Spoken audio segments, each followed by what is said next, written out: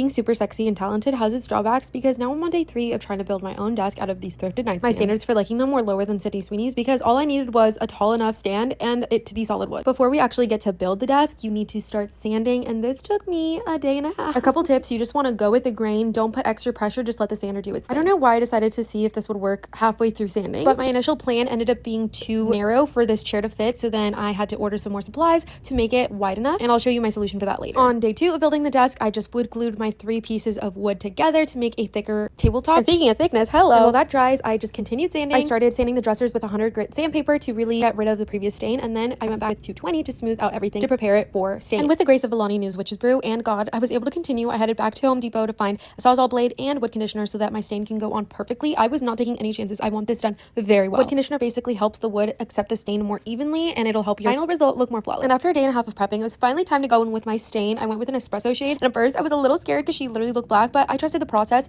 I just applied a thin coat and then rubbed off the excess and let it dry for 2 hours before going in with the next coat and letting that dry for another 2 hours. Meanwhile, I was doing laundry, so y'all, I am exhausted. My hands are cramping, but then it was finally time to go in with the top coat. And that was literally last night at 8 o'clock. So to the people that are like, I want to see the vanity, girl, me too. I don't know what this is going to look like. So stay tuned to day 4 to hopefully see a little bit more progress.